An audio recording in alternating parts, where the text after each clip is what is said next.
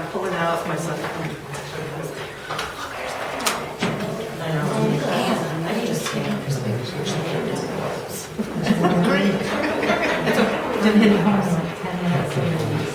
We're not getting it. You're sitting there all the time. I can tell. We just saw John. Yeah, I saw that. What's he doing in the dark?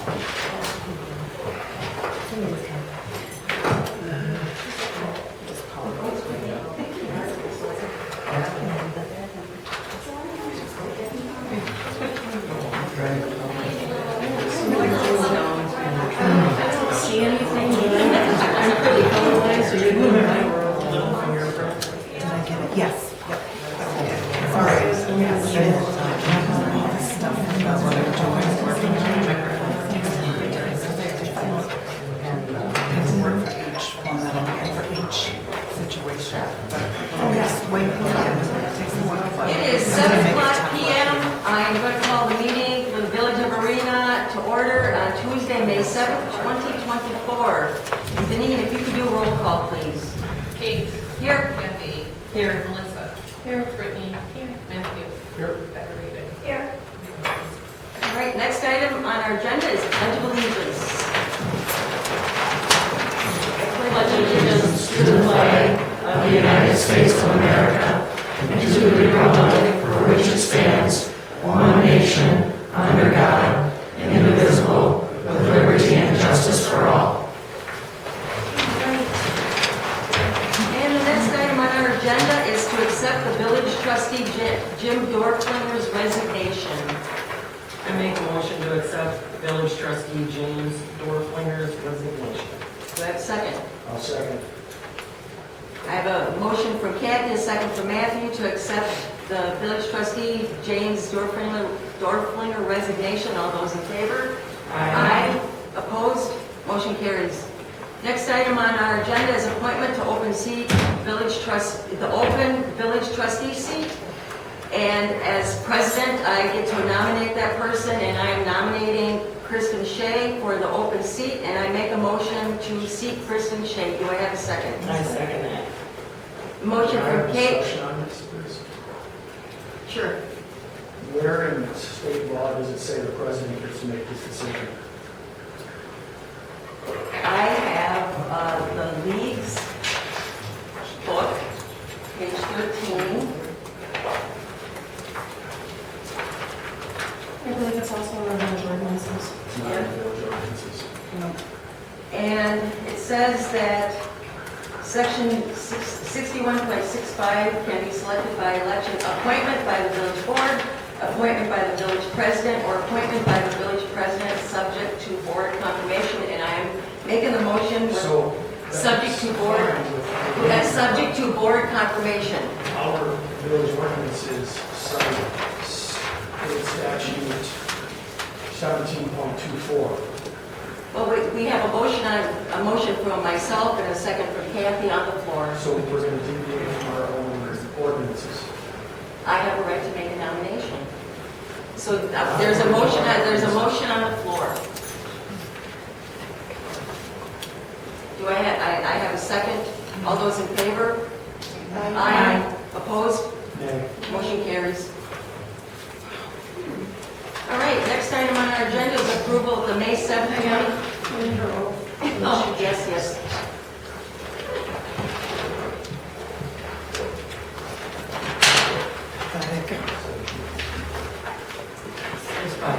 And then just one just. It Yep. doesn't matter, you have to consider all candidates.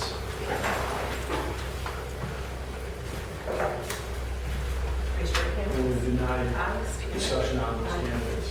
Have been appointed or elected to be a member of the Village of Marina trustee. Affirm that I will support the Constitution of the United States, the Constitution of the State of Wisconsin, and the laws and ordinances of the Village of Marina, and will faithfully and impartially discharge the duties of said office to the best of my ability.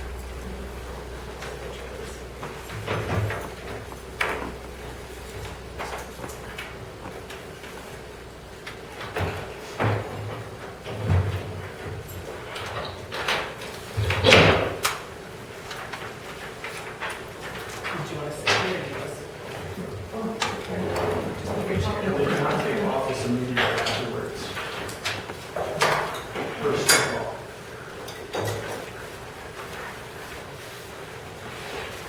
Yep.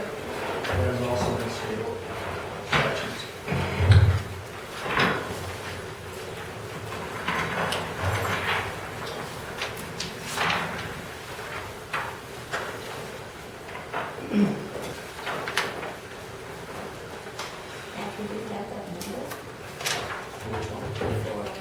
Are you ready?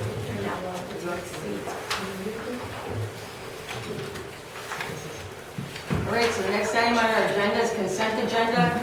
Items listed under consent agenda will be approved in one motion without discussion unless any board member requests that an item be removed for individual discussion.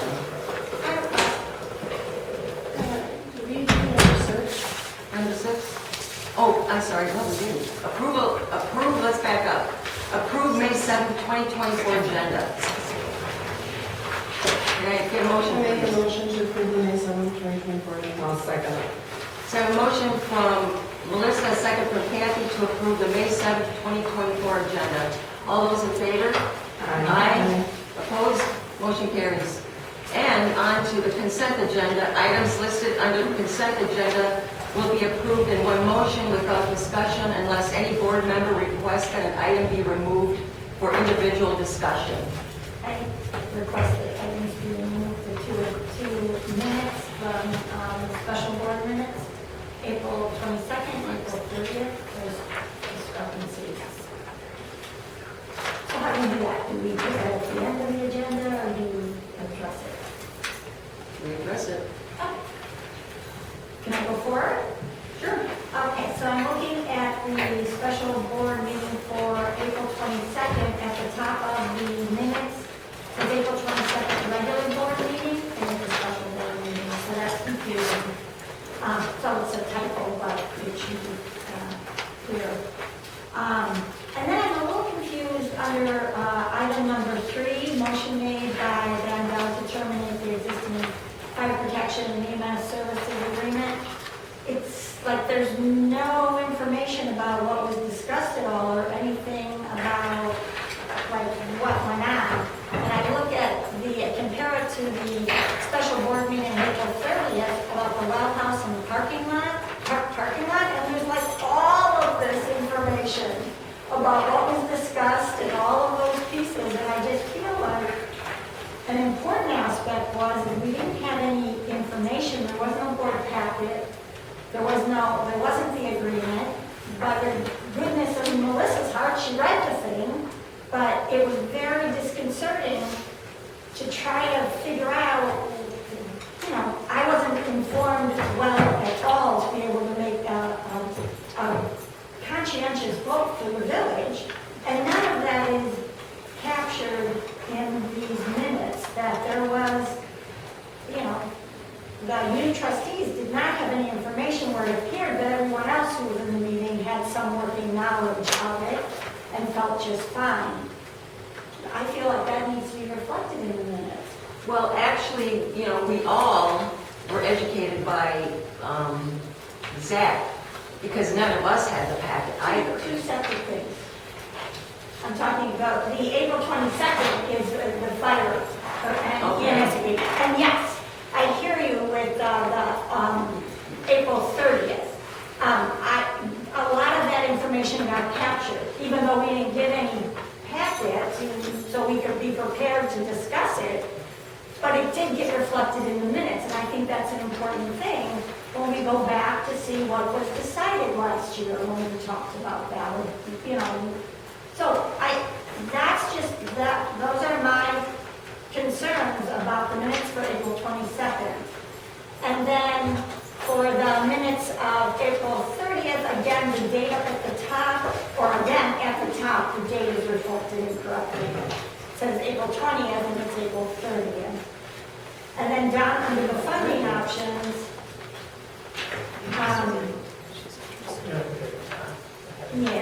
just a correction. And then under the funding options, it's just a confusing sentence to me. Use out of current budget will doing less seal coating this year. I just think it needs to have more words, so that's a clear sentence. And then one final thing, on the second page, under under motion by Stokes to approve paving and full parking lot with the village paying $27,500 with funds coming out of the capital streets so that public works, and this is my concern, can continue to be on schedule with maintenance of streets. If I'm not mistaken, we had determined that only 3 streets were going to be continued this year for maintenance because we were going to use the money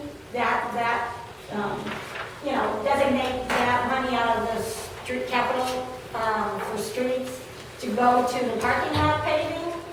I just think it needs to be reflected, unless I totally misunderstood that. I think it should say what are those 3 streets that are identified for now, and what streets are going to be moved forward for next year. Did I misunderstand that? I thought that was why we found the money. The capital is totally different from the street repairs that are in its budget. Okay, can continue to be on schedule with maintenance of streets. Yeah, we're taking the $27,500 in funds, is coming out of the capital streets, and then Public Works has it in their budget to do 3 streets this year, which was the other option of putting those off so that money could be used for the parking lot. But my motion was for the coming out of the capital streets. And not out of public work funds. Correct. So it was totally done differently than what I understood it to be. It's what it says here. Okay, so then the maintenance of streets is for all of the streets. All right. If I'm able to speak, on the 22nd minutes, my first name is spelled wrong. And then on item number 4, it says that the motion carried 6-1, but 7 people did not vote.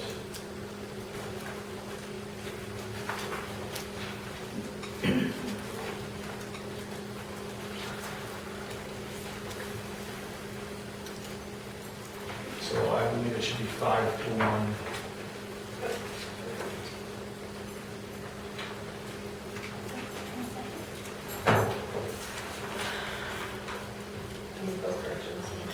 Okay, thank you. Thank you.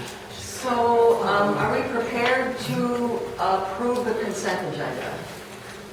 I make a motion to approve the consent agenda with the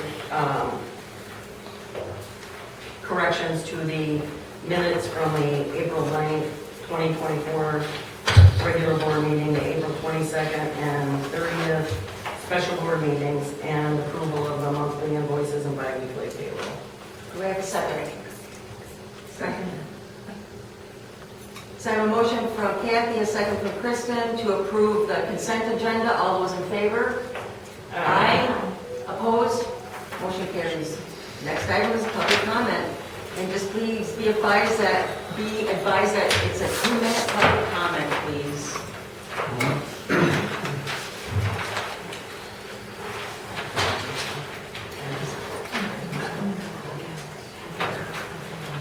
And the first item, or first person on the list is Steve Wilkinson.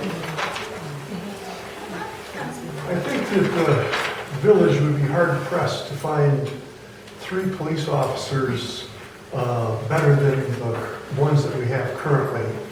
And I urge the board to sit down with the police officers and Well, first of all, not to accept the resignations and then sit down with them and work out whatever problems there are and see if you can't make something going forward.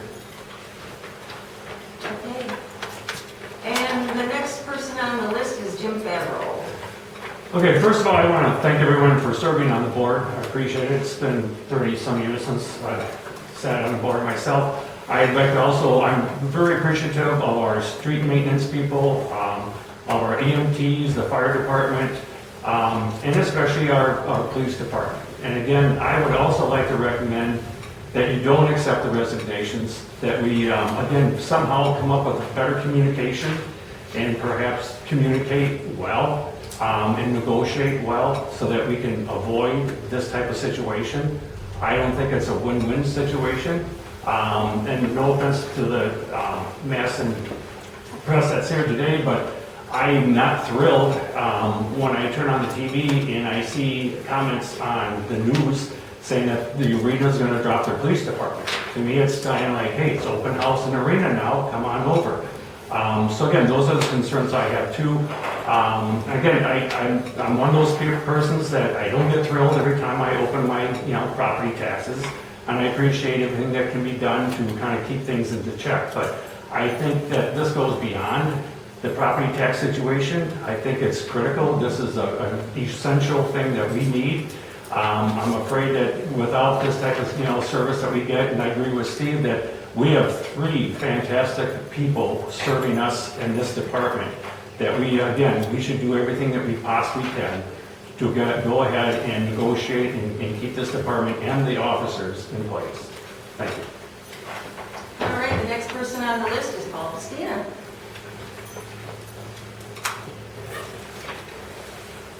I agree with Jim and Steve. I urge you to not accept the resignations of our police officers. I also urge you to work on communicating with people. This administration has been terrible at communicating with people. That's all I'm going to say, I guess, before I get in trouble. Thank you. And the next person on the list is Chad Johnson. Hi, folks. You probably remember me from the last time I was here and showed you some information about your police department. Maybe you don't. I want to congratulate you for accepting the resignation of your police officers. I also want to say that your police officers claim to have transparency, but their transparency seems to try to run businesses out of your townships. I think they're village officers, correct? Correct. So, you've all been provided with a letter from our attorney letting your police officer know the shady dealings he was trying to do within your village. Your former police officer had to come and apologize for the actions of your former board president and your police officer. So I congratulate you and I say move forward, clean the slate. This village is too small for all that big budget. You got Iowa County officers that can do the same job. Stop hyping it up. The only reason you needed a big police budget and big police officers is because you had members that needed protection for the way that they raped your village. So to me, good job. Keep it up. All right. Next item on our agenda is a presentation, a Lifetime Achievement Award to David Forsett. So, Brittany,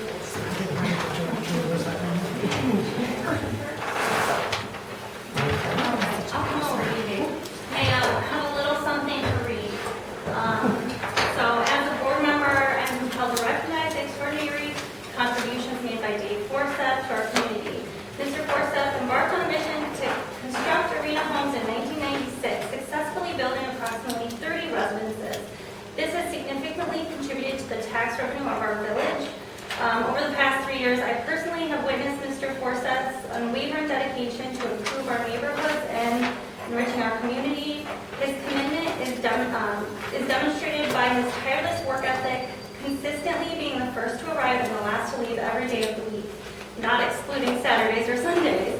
Despite challenges such as encountering the ground wasps, he has never missed a beat. His influence is so profound that even my toddler mimics One, he rides around in his little tractor in the yard, trying to be Dave on a skid steer. This serves as a reminder of the impact we all have and how closely the young generations are observing us. Dave sets an exceptional example of what hard work truly means. So I would like to just express my deepest gratitude to you and all of your hard work you put into this village. Here, here.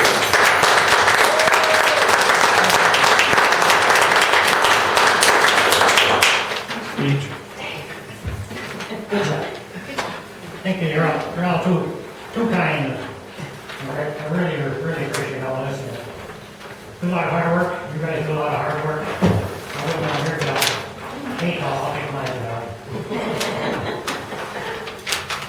Well, it started out, 130 lots we had there. Everything from Willie Dennis Road east. Started in 96. Now, 2 lots left on our second last basement, one more basement, and we're done. And I'm getting way too old for all this fun. Thank you very much. I really appreciate this.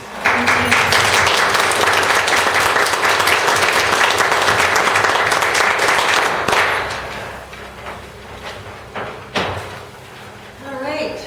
The next item on our agenda is Zach Adams from MSA, update on projects, interceptor, sewer, well house, village edge roll. All right, hello everybody.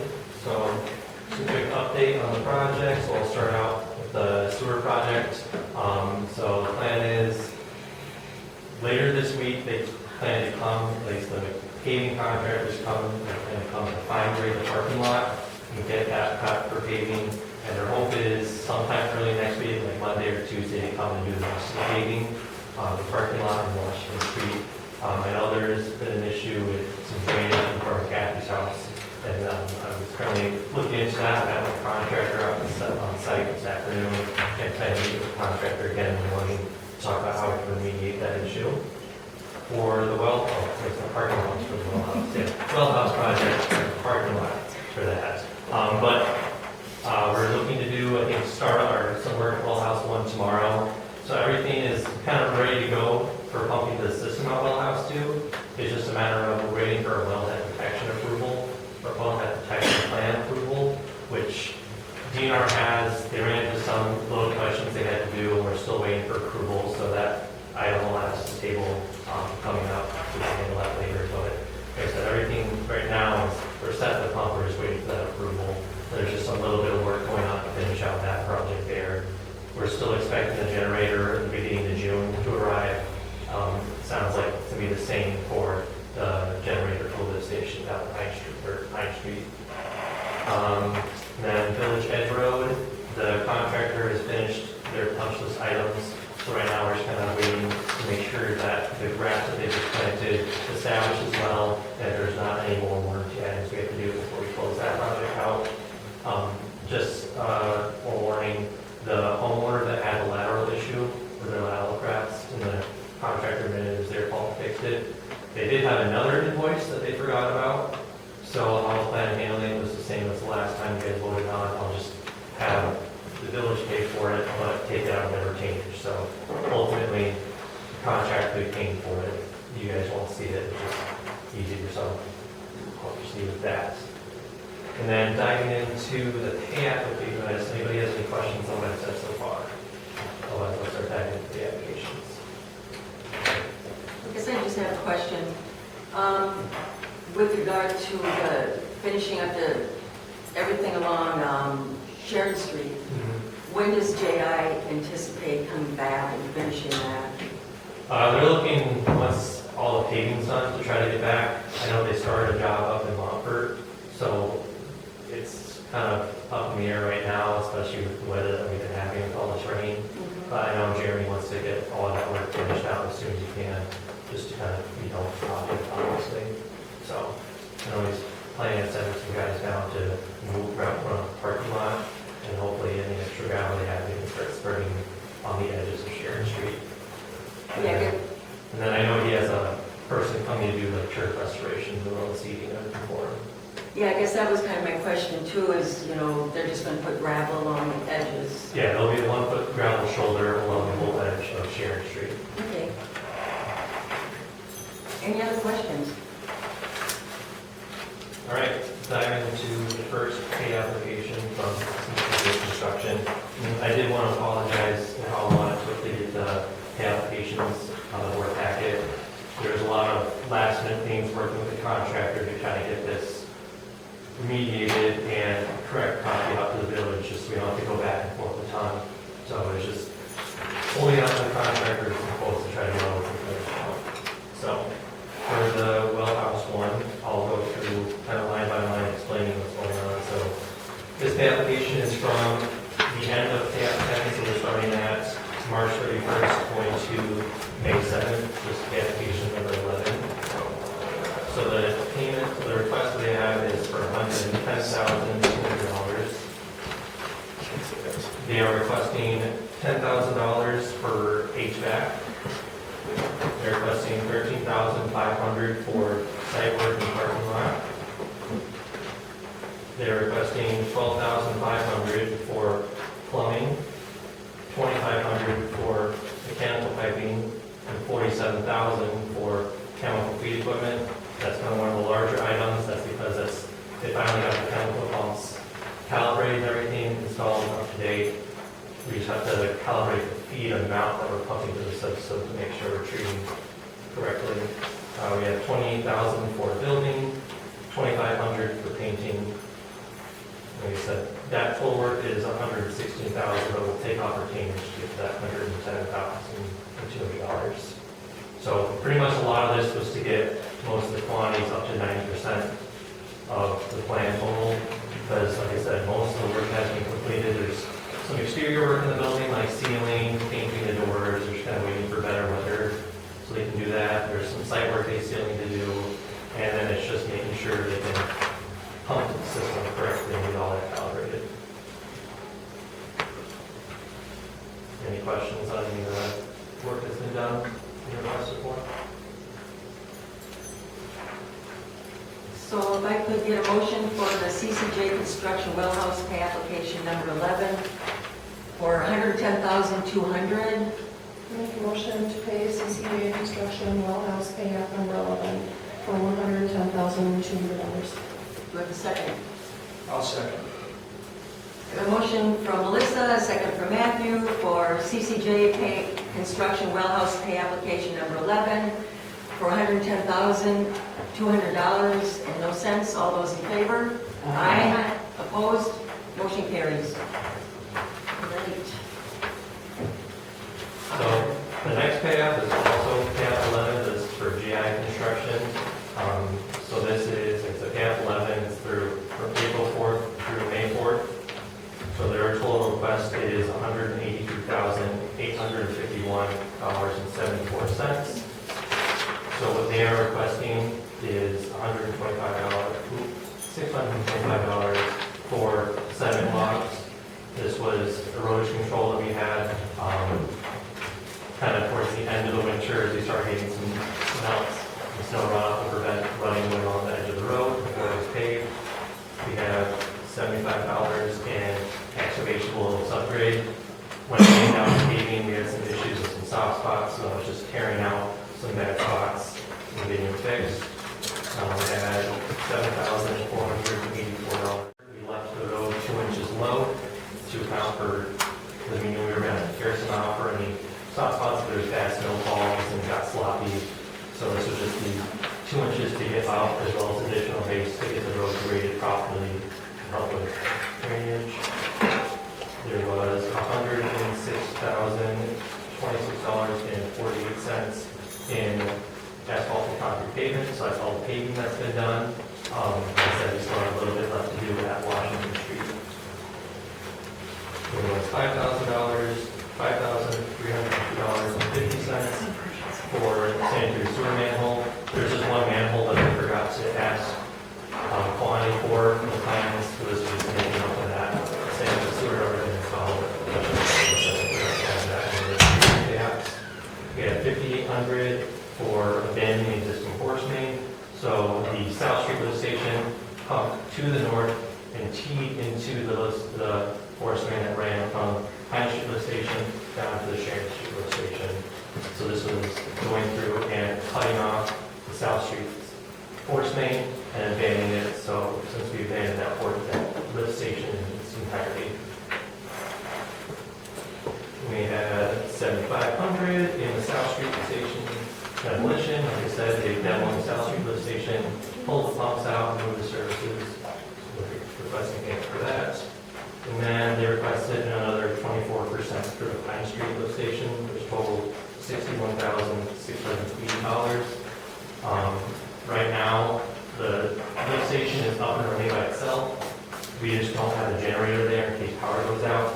We do have a system in place that if the power does go out, there is a pump there that they can use to bypass the lift station so that we don't get the station filling up with sewage.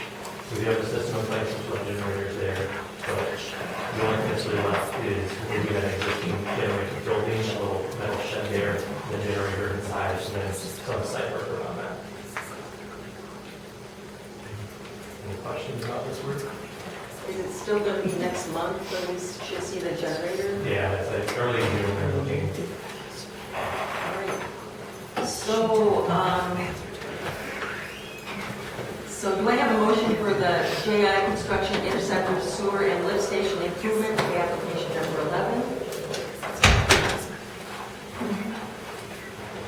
I make a motion to pay the contractor's application, JI number 11 for $182,851.74. Do I have a second? I'll second. So I have a motion from Kathy, a second from Brittany to approve the JI Construction Interceptor Sewer and Lift Station Improvements. Pay application number 11 for $182,851.74. All those in favor? Aye. Opposed? Motion carries. So there is that, so just the new board members, we did have an issue down at South Street in Washington where when the contractor went to put the proposed sanitary sewer manhole there, that ran to where the existing mains that came in that direction were back pitched. So the flow was stopping before it even reached the manhole, it was settling there and just filling up enough that allowed it to drain. But it resulted in needing to get a different structure than we had originally ordered. So there is a change order that will be coming to the board for the work. And so the existing board members who are already aware of the issue just wanted to explain why the change order will be coming. Unfortunately, it was just an unforeseen thing that happened. That was one of the reasons why Rich wanted to get South Street sewer main televised, was to see if there's any other issues like that through that. So we're still working with JAC Construction on making sure that the format is DNR accessible, because we don't want you guys to go on something that DNR is going to deny and have to go back and forth on that. So we're trying to get that ironed out. Unfortunately, JAC Construction did lose one of their admin members, so it's kind of slowed down the process a little bit, but we're still making sure we do that. So I'm anticipating that change will be coming in the next board meeting. They'll be okay with that.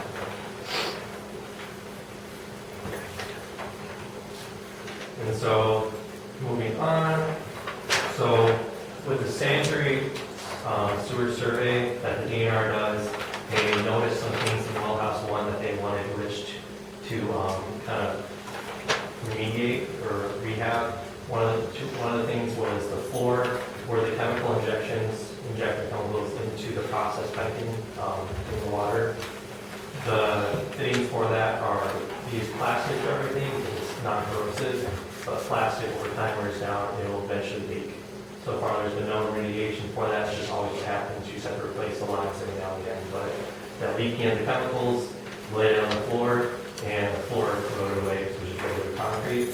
So that's one of the things DNR noted was that there was erosion to the floor and wanted that fixed. So you'll see the first item that we got quoted, that Rich got quoted from Rowe, who was a subcontractor for the well house contractor, was $5,200 for the floor remediation there. One of the other items was the process piping that's in well house 1. The painting, the coating on it has been chipped that coating's there to prevent it from rusting and getting bad, especially bolts and everything. So the next item, that 2480, is for painting the process piping. So I've already regarded the DNR, and they have said that this work is approved to be underneath the loan. So this will be included underneath the well-house project. But unfortunately, that contractor is down the road, so he's only able to give us the estimates for the work. We just didn't have the proper documentation that the DNR is looking for in order to do a formal change order. But the contractor would like to move forward that sooner, then we'll hold off until next board meeting when we have an actual change order. So I guess what we're requesting is that the board approve the work for the total you see here, just so that they can do the work. And then the following board meeting will have an actual change order for this amount that is DNR acceptable. So do I have a motion?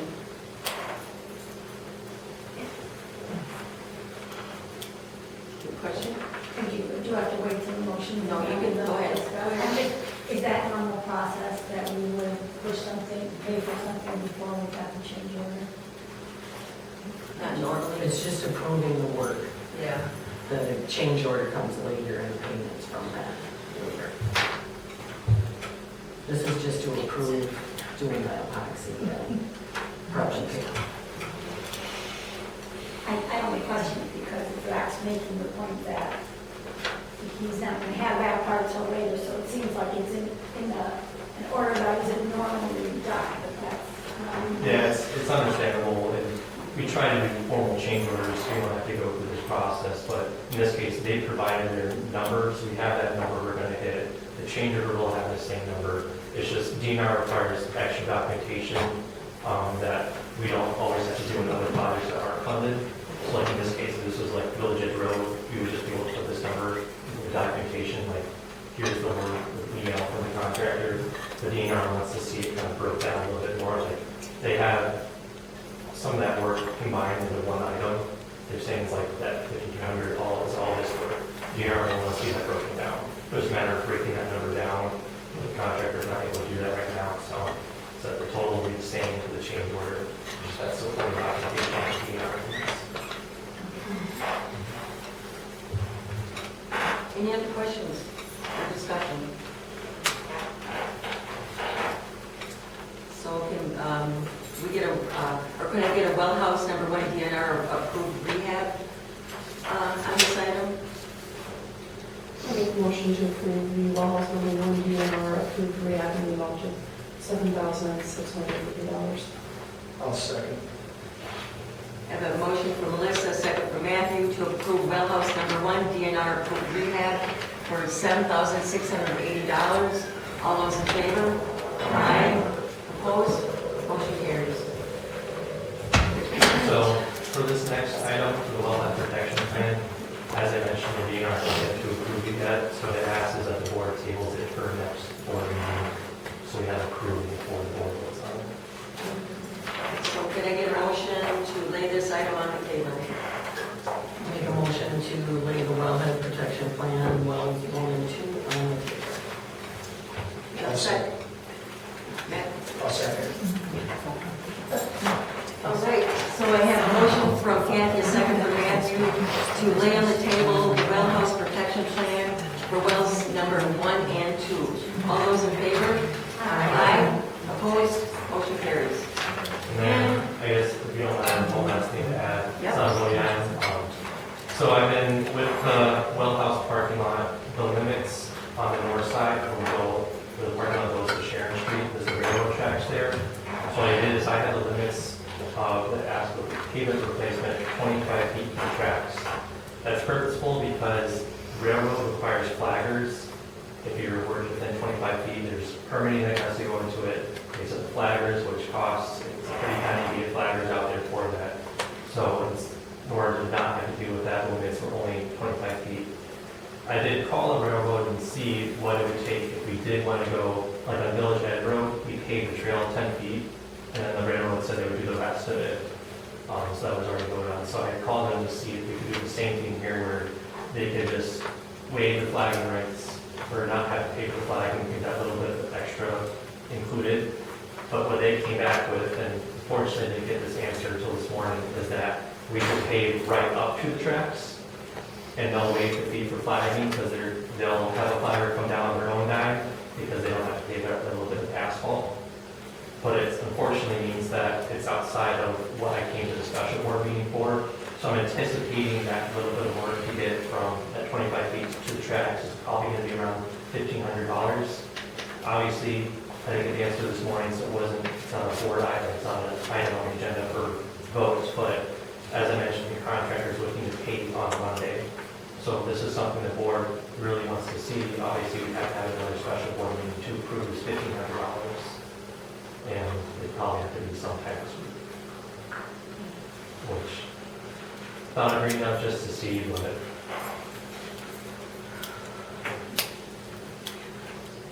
and I kept calling every day and leaving messages and finally heard back today. I was outside with Rich. So,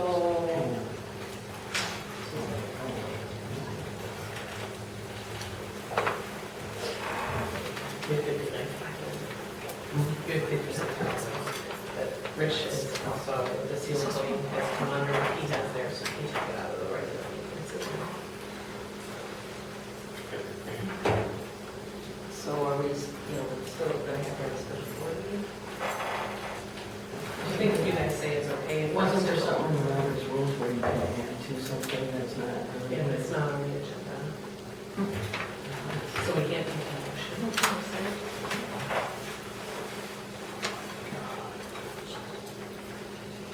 So you just want to give Rich the okay to use his budget? Would it move forward, or if you don't want to do it? How does that? That's not in a motion. No, it's not going to be a motion.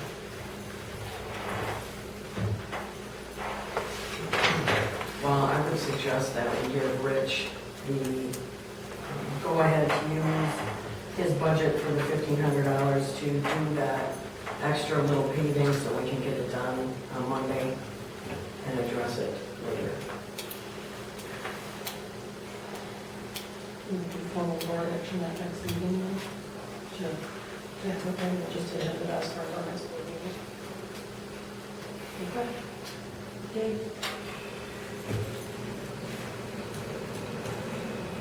So the next, unless you have anything additional? That was it. Just, if you have any more questions, feel free to ask me after the meeting or email me, whatever.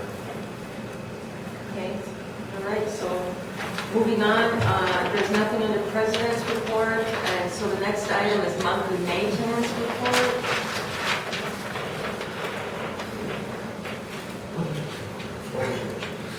Well, there.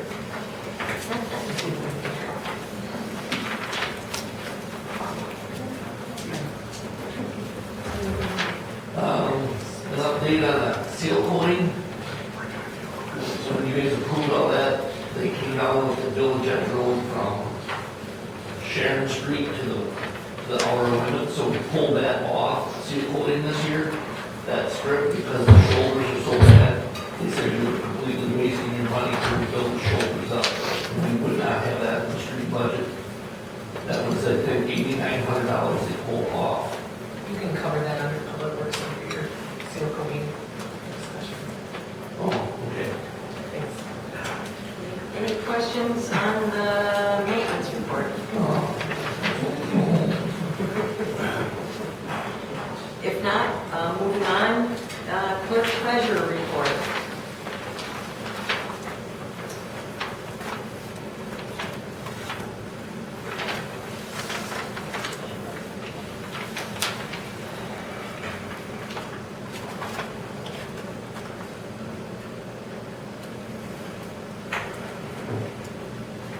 Any questions on the clerk treasurer report? We wrote some explanation of what these things are. Expenditure restraint budget worksheet, I don't know what that is. Extra money that you get in your budget if you are below 6.99% between two budgets.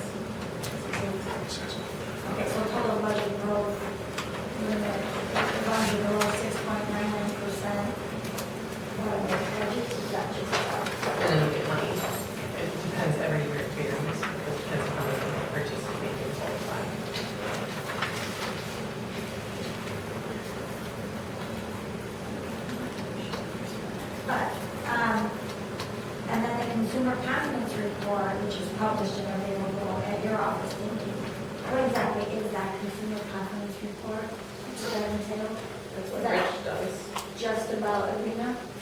Just about your wells. Just about wells. Water quality, this testing for the year. Thank you. Any other questions on clerk treasurer report?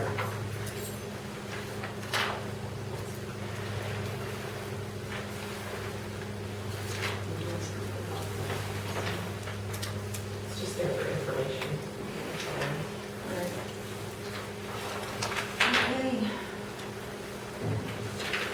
So moving on, under old business, ordinance number 2024-0507, repeal and recreate chapter 2.10.040 subsection A, subsection 3, and 2.10.040 subsection B and 2 of the municipal code of the Village of Marina, Iowa County, Wisconsin, relating to public safety committee.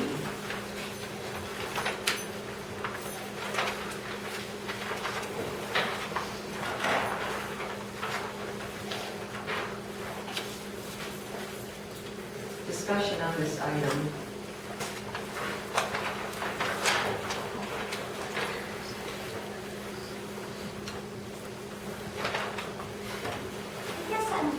I don't understand why this committee has to be switched from being an all-resident committee to two trustees, although this doesn't make that clear to me in this revision that there's two trustees. But I'm not really sure why that's even needed. We've had the committee with all residents for definitely the last, I'm thinking 5 or 6 years, and they seem to be doing really well, and they were dedicated, committed residents who supported our public safety, and I feel like I just don't know. What's the rationale for changing that? It seems a bit strong-armed. Like, they were doing a job, we hit a big bump in the road. And it doesn't still feel like we've addressed that big bump. It's like there's an elephant that's in the room and nobody's addressing that. But I feel like totally taking the Public Safety Committee apart because of that, it just feels heavy-handed, and it feels like there's a bit of a, it's kind of a betrayal to those really, really loyal residents who were on that committee. And I feel that, the communication that didn't happen almost feels like it was targeted to only one person who didn't communicate, yet there were 3 people on that committee. And all 3 of them should have been contacted if we're trying to reach them. I mean, what's the reason for that? Because they were doing the job, and it was working.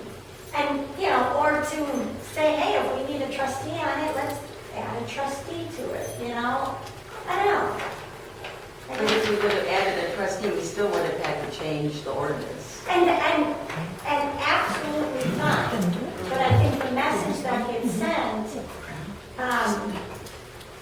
isn't supportive to the residents of the village who are committing their time, their volunteering, their dedication, their care.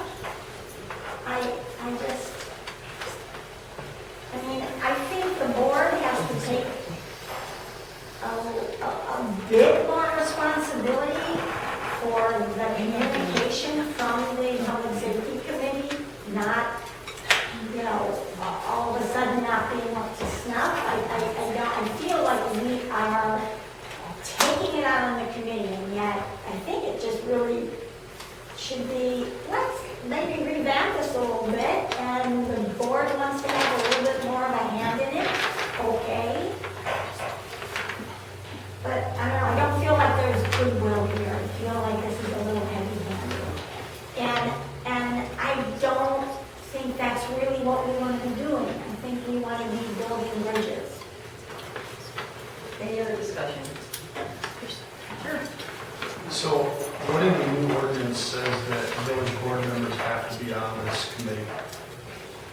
sorry, where does it say? Yeah.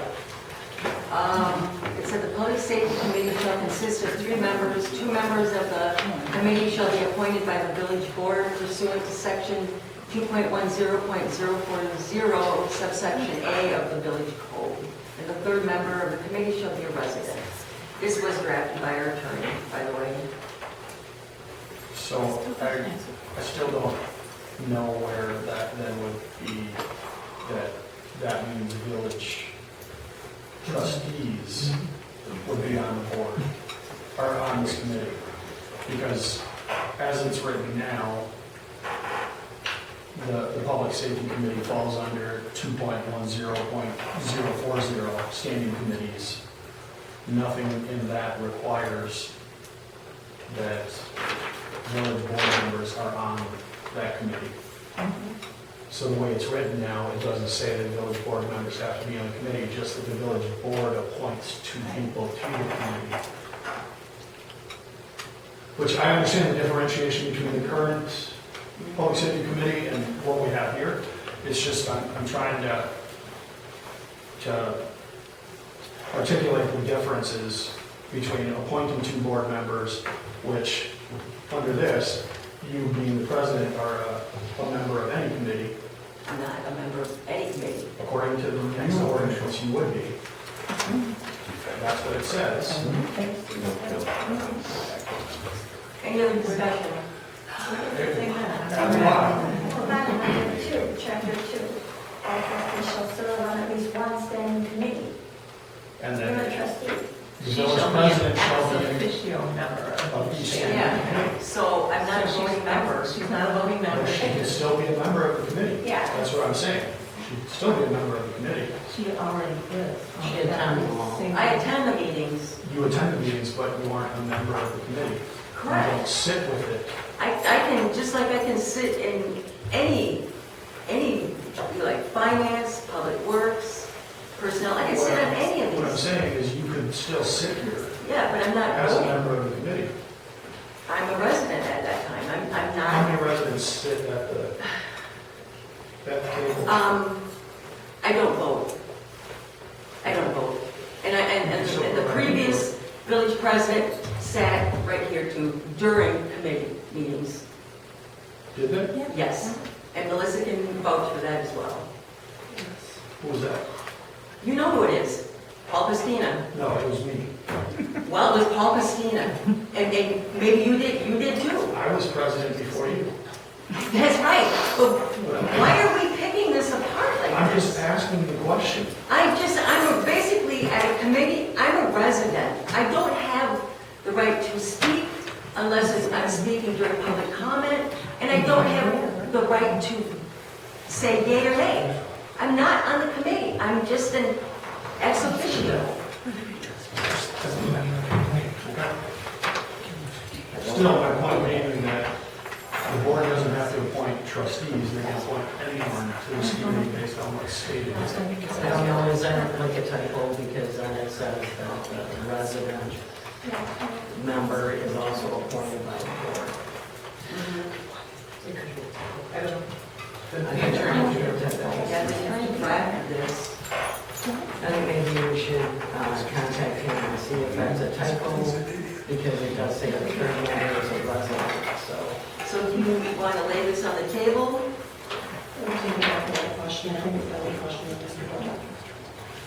Yeah, so I would say let's leave this on the table about the public safety.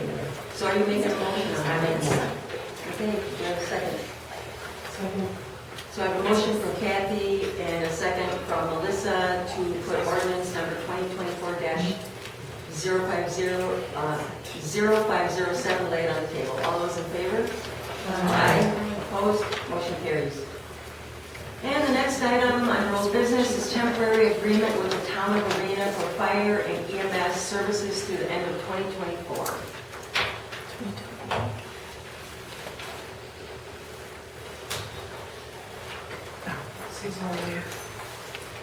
Just allowing us to the end of the year to negotiate an agreement.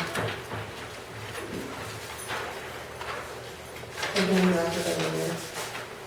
I'm sorry? Again, drafted by our attorney. Yeah. Discussion on this item? I have a question. Sure. So if we sent them a notice to terminate, and we know we want to terminate, how are we going to amend something we've already told them we're going to terminate?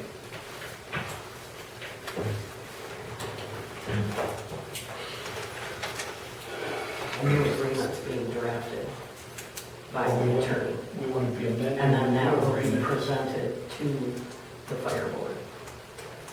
And again, these are the words coming from our attorney.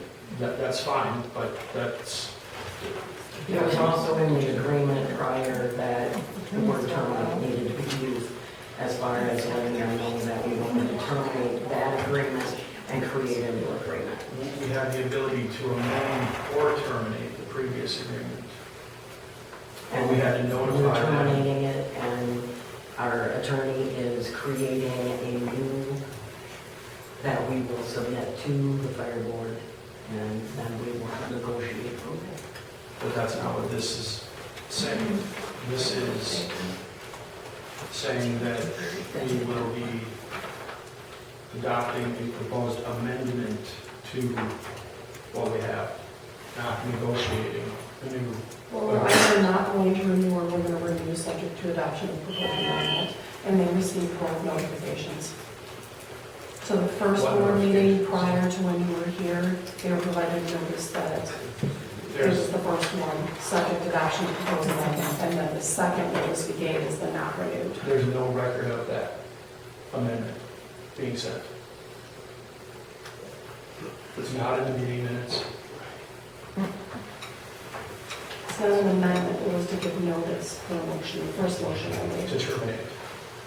The first motion was not to terminate, the terminate motion was at the special board meeting. According to the meeting minutes, at the last board meeting, the motion was made to notify them that we're going to terminate. When the attorney reviewed the motion made, that was, in his opinion, the first one, renewed subject to adoption of the proposed amendment. Because I did not use the word terminate.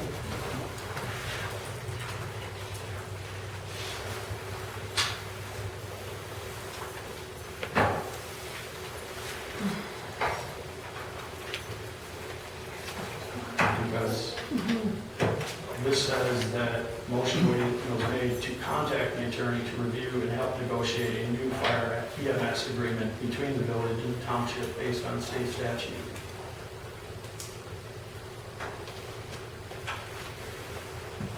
It does not say that you would send an amendment to the township. And the attorney said I didn't use terminate, so we needed another meeting. He said that that was the latter. That's his opinion.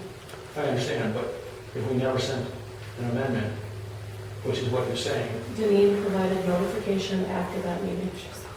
of You what? sent something to the It's township. just a notification that we want to reconsider the whole agreement. And an open records request was done by the paper, and the paper only received the notice of termination. So that means that no amendment was sent, or Well, the notice of amendment amendment. wasn't sent. It is the notice that we want to amend, and then our attorney said we have to use the word So terminate. then there should have been something sent saying that there was a notice of an amendment that was sent to the paper, to an open records request, not just the termination notice. Now, I don't have access to, prior to this month's board packets, or, And I don't know the public records request either, what they asked for. so I can only go on what's publicly available. So that's just why I'm asking about what it says here, because from a legal perspective, I don't know how you can say you're going to terminate something and then come back and try to say you're going to amend it. They said they were going to amend it and then have to change it to terminate per our lawyer. But there's no evidence that they said they were going to amend it. But it's not going from terminate to amendment, it's going from amend to terminate. No, it went from No, it's not. terminate, and now we have this proposal to amend. What got sent to the township? What does that say, township?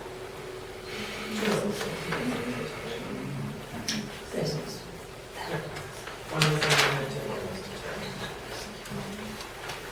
So the first one was to amend. There's another motion that's to be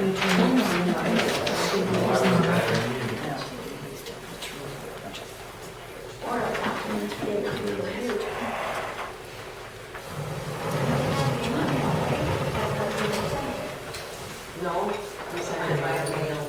Oh, so then, well, there should be a, Say, PDF or something? I think we keep a copy of what we sent first. Either way, if an amendment was sent first and then a termination notice was sent, I still don't know how you can move from amendment to terminate to amendment. But Our agreement with the option to do both, that's all that this states, and we're extending it until the end of the year to give us time to negotiate, do one or the other. have we received a response from them? The contract doesn't say that they're required to respond, it only provides that we have to give notice.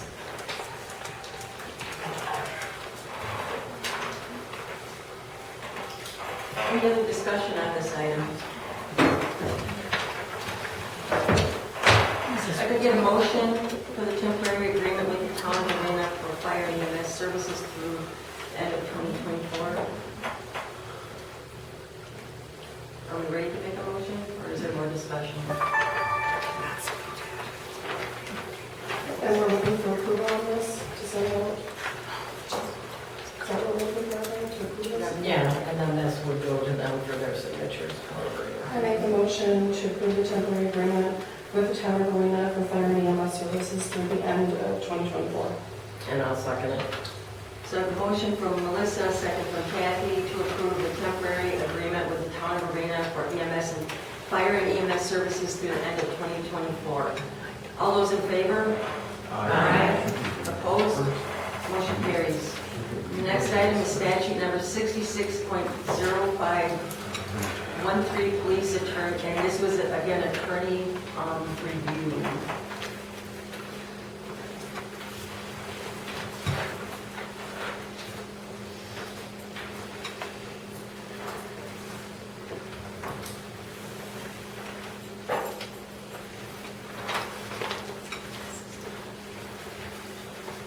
Melissa, do you want to discuss this item?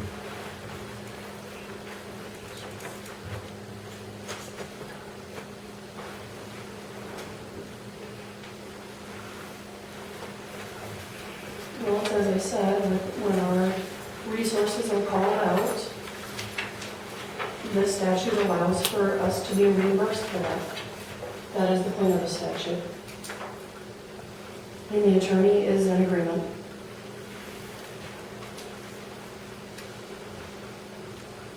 But if there's a requesting agency that has requested our resources, we should be able to request reimbursement. And the expectation is that we would pay our employees for the time spent doing that. And then we get reimbursed, and it tells us how to do that. This is more informative or information, and we're not taking action on it. Is that, that's correct? We're just pointing that out. Go ahead. Have we been charged a lot of money from other departments who have been charged at all and they have responded at mutual aid? Because I think that's what we're talking about here, right? You know, police is outside of mutual aid. Mutual aid is fire and EMS. Okay, so I'm sorry. And we have not placed a call to WI's police from other departments that I'm aware of. And have our folks been called to be deputized? One of the places.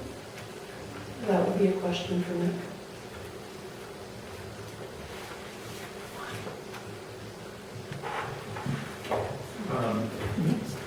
With our mutual aid agreement that we had with the town, was there anything that stipulated we would be paid? No.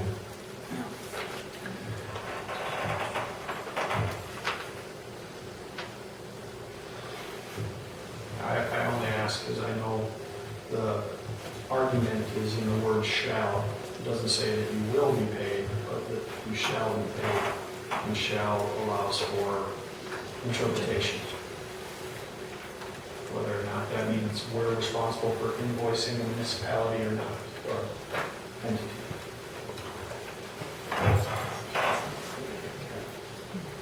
Any other discussion on the statute 66.0513? Or are we prepared to move on? Okay, so the next item is water tower maintenance and clean out inspection quotes.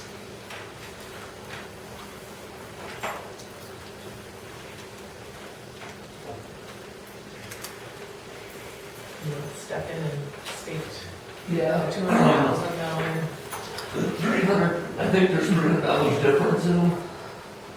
James or, Start over from the 200,000. Remember the last meeting? oh, the 200,000 was it? Yeah.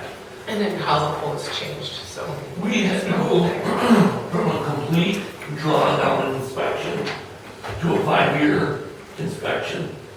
And they can do that now with a robot that just goes inside the tank, goes around, videotapes any damage. Well, that one had, Andy had requested James Orr services. I was in the file. We have a guy that's done all the work on the water tower since 2004. He does it all. James, I met with James and he told me that I have to rent, like the pressure relief valves when they do a drawdown because they gotta shut the tank down. And that can get expensive. The other company that's comes in, they got 5 or 6 that they install. All I have to do is shut the well house down.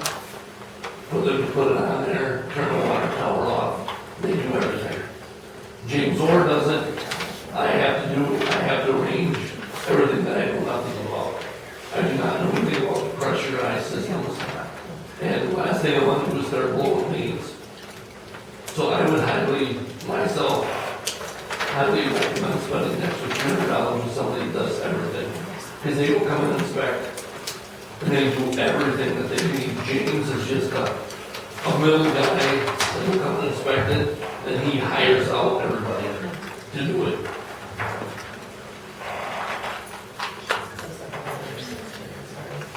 And the company is out of Lodi that's done all the work every 5 years. Discussion, questions? And then after they get done doing this ROE, that is when they're going to come back and tell us what needs to be done with everything in the water tank. So are we still looking at like a $200,000 bill for this? Or is that not true? It all depends on this. So basically, like you said, 2019, there was a full inspection done. So it's with 10 years of full inspection, 5 years of half. So we're only needing to do a half drawdown. So the intent is instead of needing to do a full drawdown twice, erase all that water and everything, that we can do this inspection now, the half inspection that we're required, that the village is required to do. And then with this inspection, they can check out the coating and see what state it actually is in, to see if it does need a full replacement. If it's that bad, it needs a full replacement, or if it's still in good condition, and we'll just have to spend the money to replace the anodes for the plow system. No, so that's what we thought, or thought as well, but looking back to the records, 2019 was a full inspection. So even the DNR was confused in that. We were able to find, that's why I was able to find the records, and I think you and Brad might over around it. 2019 was the full inspection, so. And like I said, the thought here is do what's required right now, see what the coating is in, because then if the coating is bad, we can look into doing the full coating and not have to pay to replace the anodes. Or if the coating is still in good condition, then you spend the money replacing the anodes. And you're only doing one full drawdown and then just half drawdown. But what I said that replacing the not the technology we should be doing? Well, that's the point, is new coatings that we do, we recommend going away from the cathodic system and instead installing a mixer. So what happens is the water tower in the winter, the edges on it, as the water level rises and falls, the edges will freeze over. And that ice that falls down, as the water level goes down, scrapes the coating, ruins it. The cathodic system that's in place is to help protect the coating, but it doesn't do as great a job as a mixture that would actually just mix the water to prevent it from freezing in the first place. So that's the point of this, is that if the coating's in bad enough shape or it needs a full replacement, instead of spending money to provide a less than product, we can spend money to get a new product instead. Because it was in one of MSA's recommendations from like 2019 that an upcoming project would be the coating based on what we saw for that inspection. So that's what this inspection, so it's been 5 years since the last was done, to see what the state of the coating has deteriorated in the last 5 years, what the case is there. What does it cost if you do though? If it's, the coating's okay, so we're gonna replace the, and things, what's that I cost? think the annoys were $75, I think. And then the coating back in 2019, I think the estimated was $200,000 for the full coating. If it's in really bad shape that they can't just go over the existing, they have to sandblast it or somehow grind it off, maybe upwards of $400,000. That's because it's a full coating system instead of just these two little parts. But if it's coating's bad, it doesn't make sense for it to at that point. So, like I said, it's just to prevent us having to do two full drawdowns for this. Especially with the work that's going on at Wellhouse 1 and 2 right now, and try to balance it between those projects. So it's kind of like if the coating is good and we go ahead and fix the anodes, in 5 years, we're gonna have to replace the coating and the, that'll be our 10-year mark. I don't know how long annoys last. They might, I don't, and I never asked the guy, and they're not gonna give you a guarantee, because nothing's a guarantee. They put brand new ones in there in a year, and they're not. Right, but it sounds like the coating is the Coating guiding is factor the here. factor right now.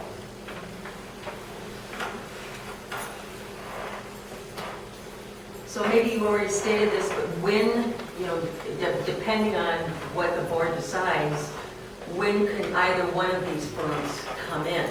The guy from Lodi wanted to be in here the day after I contacted him, so he's waiting. Okay. And the other one is about the same thing. All he does, he's waiting too. So everybody, they're just waiting for the okay from you guys to call either one of them. And the big difference is that water tower cleaning coat, you won't have to do the work of Yeah, flushing. they come in, they have all the valves that we need, and they hook them up, they set them. They know, he's been doing it, I don't know about. Which one is that? That's the Water tower cleaning. higher one. Okay. JOIC is James Orr. He's the one who comes in and he wanted us to get the relief valves. When I was in one of the conferences, there's guys from Janesville that have them. They're like $20,000 pressure relief valves. You just don't go and rent those from anybody, because a lot of people don't want to take the chance of you ruining them. Because they said they got 3 of them and then won't let them off. They're hard to find, and this company says we got 5 of them. The water tower? Yeah, they're the ones that's done all the work down here so far. And he knows the water tower probably better, well, I know he's better than I know, because he's done everything to it. Below that guy.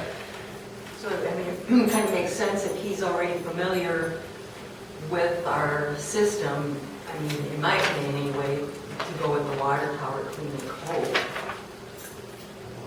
Any other discussion from board members? Especially since we don't have to do the things that he does anyway.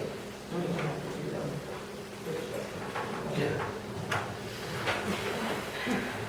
So is there any other discussion for this item, or would board members like to make a motion? Make a motion that we go with the Water Tower Clean and Coat Incorporated for $2,800. I'll second. So I have a motion from Kathy, a second from Matthew, to go with the Water Tower Clean and Coat Incorporated for $2,800. All those in favor? Aye. Opposed? Motion carries. And under new business, resolution 2024-04, acceptance of certain improvements, Hodgson's Development.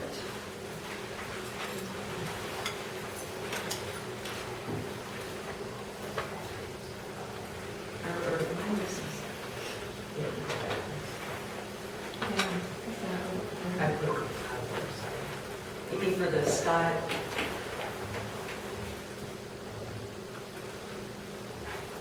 It's like, what's that? It's fair. You're not sure. I mean, no, I have to go in there. I'm just looking at Scott's construction.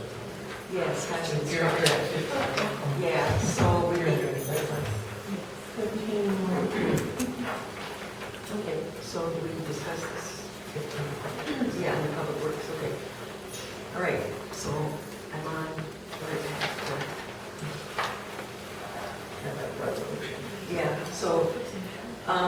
so it's resolution 2024-04, acceptance of certain improvements for Hodgson's Development. So, Is this from earlier too? Sure is.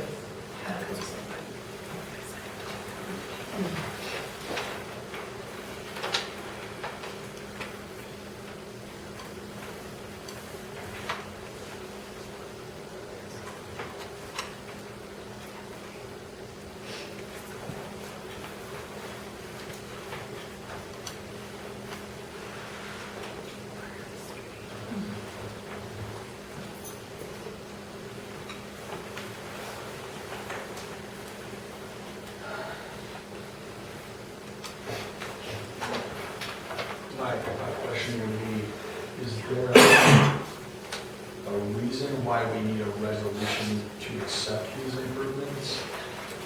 Or is it just to further recognize the contributions of Dave Forsyth and Dollar Developers? So that it stays on the record for long term. The Lifetime Achievement Award doesn't do that? No, for the improvements, because then the village takes over all the maintenance, all the Okay. utilities and the street works. and all Okay. that. So we're taking responsibility. Makes sense. I'll make a motion to approve resolution number 2024-04, acceptance of certain improvements, Hodgson's Development. second. So a motion from Melissa, second from Kristen, and this is a roll call vote. Melissa, Aye. Brittany, Aye. Matthew, Aye. Sabrina, Aye. Kristen, Kathy, Aye. Kate. Aye. Motion carries.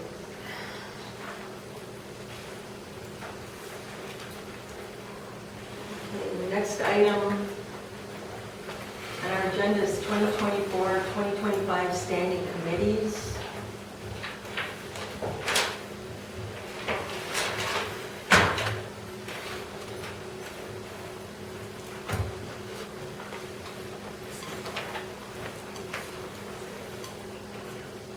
After we make the public.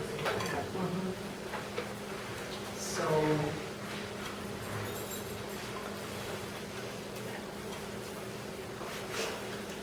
questions? Ready to make a motion?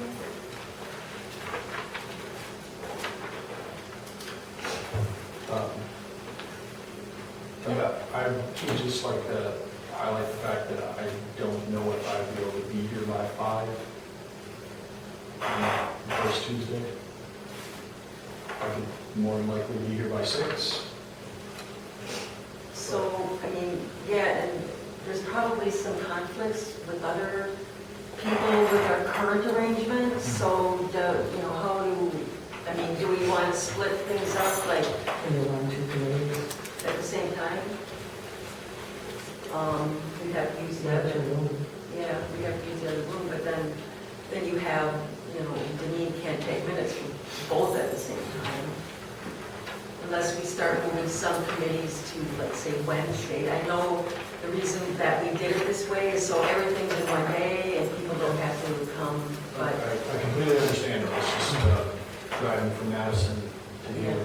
yeah, you never know when you're gonna run into Yeah. traffic either. Can you switch us? On the public one? Or Back finance. to 6? Yeah. 6 o'clock meeting? So you mean move finance to 5? No, switch.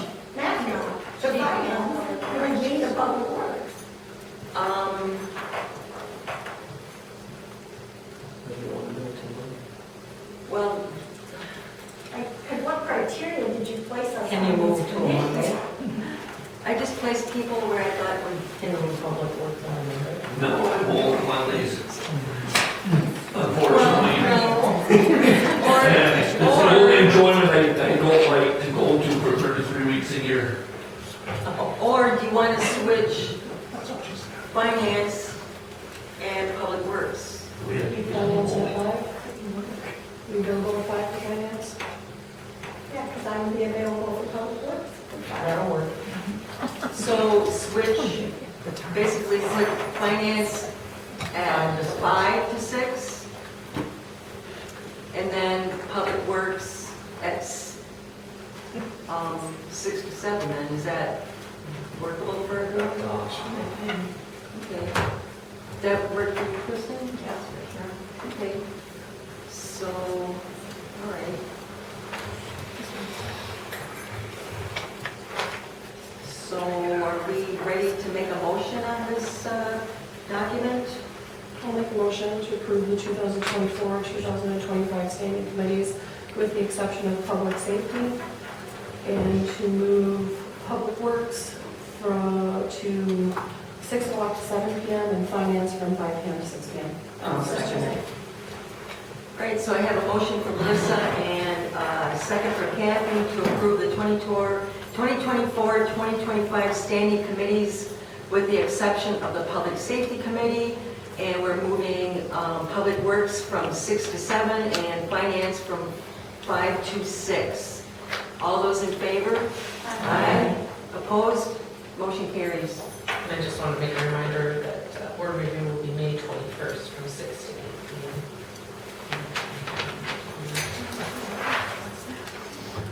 May 21st. 6 to 8.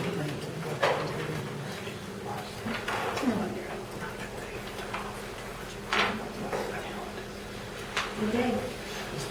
The next item under new business is code of conduct for elected officials.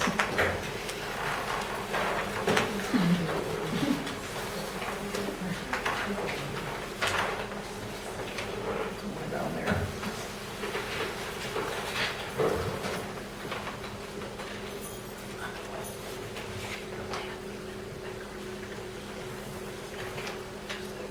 When was this document created?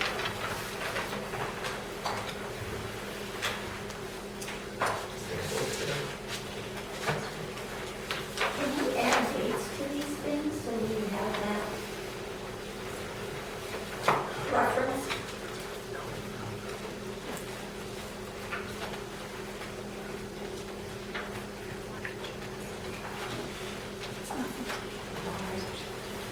Why?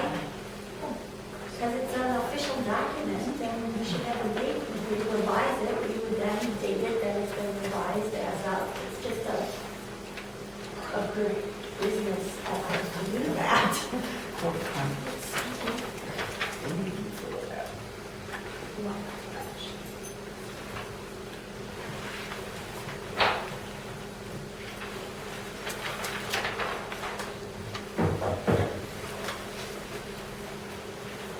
Has everyone had a chance to kind of read through this? Can I just point out two things on this? Sure. Okay.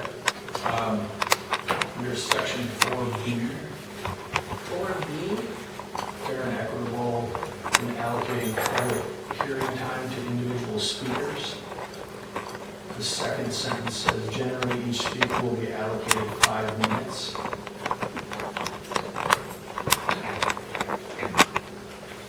Our ordinance says 2 minutes, and this probably should be changed. Or is this in reference to people who are scheduled to speak? This This just is says public. public hearing time. Okay. So public hearing isn't public hearing, when you hold public hearings for planning commissions, Okay. budgets, those types of things. Okay, Does that make sense? yep, that's fine. I just wanted to get clear about it. Yeah. So is there? There was one other point. Sure. Under section 7, expression of positions on issue. In the second sentence, it says, each board member represents one of 12.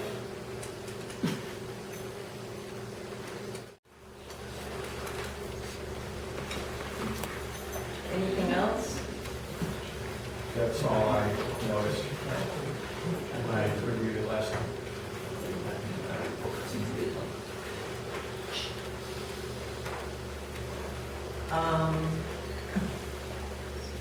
Okay, and then, Thank you. you're welcome. Is this part of the resolution? No. Okay. So, if I could get a motion to accept this code of conduct? I'll make a motion to accept the code of conduct for village meeting. Do you have a second? I'll second it. The motion from Kristen, second from Kathy to accept the code of conduct for the elected officials. All those in favor? Aye. Yes? Are we making a motion to accept with the changes that were brought forward? Oh, I'm sorry. Yeah. I'll amend that motion. Yes. I will amend that motion that I make a motion to accept the code of conduct with the voted change of 1 of 12 to 1 of 7 in section 7. And I'll second that.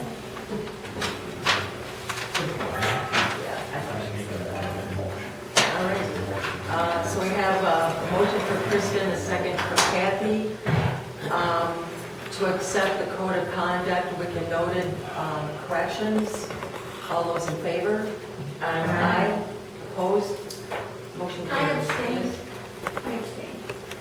I did not have time to read this, receiving the packet on Monday. It was a little too late. Is there any way we can get in packets for the weekend? I tried my best, but there was a lot that was just last minute.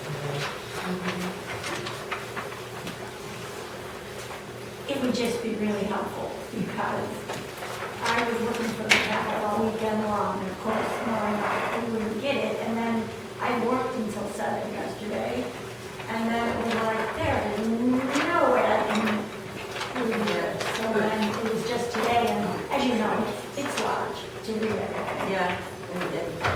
So there's a lot of information that Denise had to, get, and that's why they waited till Monday. But it was within the 24-hour legal requirement. I understand that. But we're supposed to have the time to be informed, and less than 48 hours to review something, it doesn't seem like we're being, that the system is working with us to do as much as possible. It is, but the legal, it was posted, and she'll try her best. I don't need to be defending her, I'm just saying, you were saying to me, we're within the legal 24 hours. But we That's not are. enough time. I understand that, but I'm just making the note that it was legally posted. I got you. So anyway, I know that. so item number 4, resolution 2024-05, rules for board meetings. Pretty much lays out your procedures for this. Instruction quote for seal coating. Okay. After last week, we went around town and we had a special board meeting, we were good and all. After James looked at the village edge road from basically from Sharon Street to the limits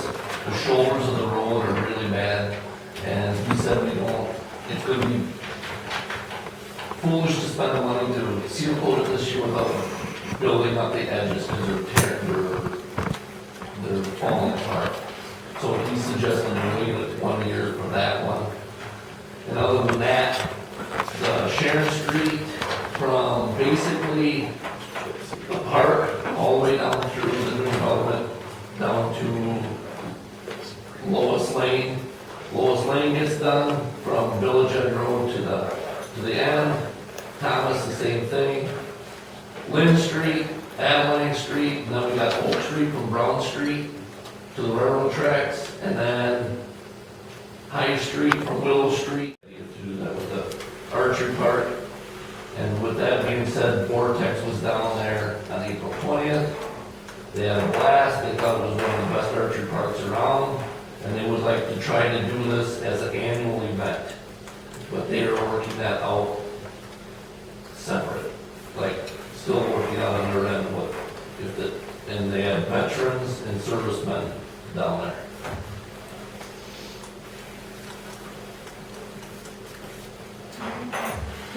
I just want to go back to, you said, and back to seal coating, just a question. So from Sharon Street, like the railroad tracks to the village limits at Fortier Road? Yes. He said not to do that? Yeah, because he said the shoulders are all breaking up. But he said wait till next year? Next year, when we get money in the budget, we can build those shoulders up. Okay, got it. We will not have enough money in the street budget to cover the extra cost. And he said the stone that they will use on that will be the same stone that they use on Herman, Williams, Broadway, and Washington, over in that section. Because those roads are going to be the next ones to be done. Any questions on the Scott construction quote? Can I get a motion? Make a motion that we accept the bid for 2024 chip seal and dark red chips in the total of $29,400 from Scott Construction. Do I have a second? I'll second. I have a motion from Kristen, a second from Brittany to approve the Scott construction quote for seal coating for a total of $49,400. All those in favor? Aye. Opposed? Motion carries. Right, and item number 17, finance, technology, and licensing. We received an application from Aces Home Talent to, I'm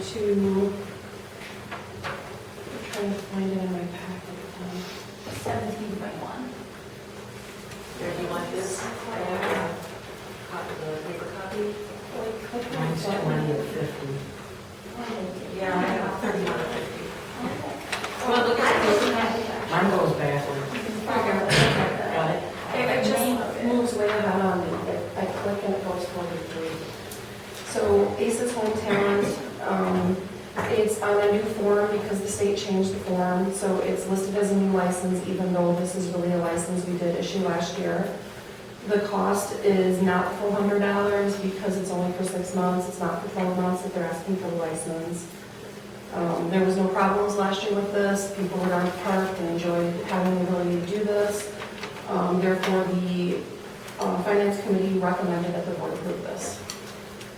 So with that being said, I will make a motion to approve the original Class B fermented malt beverage license to Aces Home Talent, Agent Nicholas Larson, from May 18th, 2024 to November 18th, 2024, from 11 a.m. to 11 p.m. at the Arena Community Park concession stand.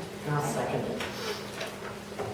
So I have a motion from Melissa, a second from Kathy, to approve the original Class B fermented malt beverage license to Aces Home Talent with Agent Nicholas Larson from May 18th, 2024 to November 18th, 2024, from 11 a.m. to 11 p.m.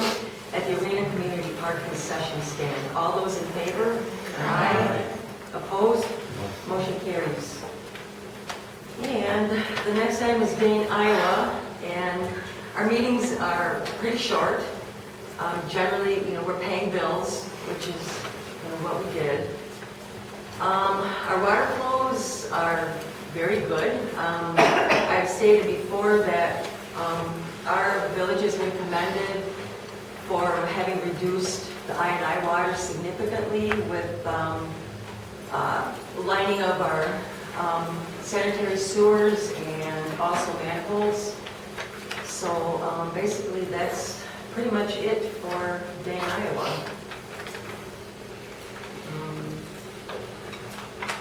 Next item is emergency response, and there's nothing there. And then we move on to fire EMS. We did have a meeting on May 2nd. Under new business, they talked about using ambulance revenue for budgeting purposes. David asked Karen to prepare information. Karen Wilkinson is the Karen. Asked her to prepare ambulance revenue for financing the EMS department. They attached paperwork. Revenue that's coming in is approximately 2023 ambulance revenue was $94,985. And kind of what they explained is their budget amount that they include in budget is $25,000. So there was an extra in 2023, $69,985. $42,887 of that was used to hire a third EMT. And so with the other budgeted EMT amounts and the full-time EMT, there's also $99,361 for the other. So there is not enough EMS revenue to fund all of our EMT positions and operations at this point. So that was the first time we discussed. So at the end of the budget year remaining, so historically any remaining money was deposited in a secondary account for the fire board for future vehicle purchases. And the savings reduces the amount the town and village budget for vehicles. That's what was being done.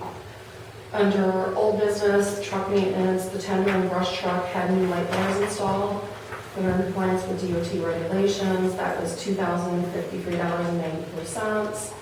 And engine 2, I'm not 100% sure where it's being sent. There was some email back and forth amongst fire board members, but they're scheduling that for repair at $4,260.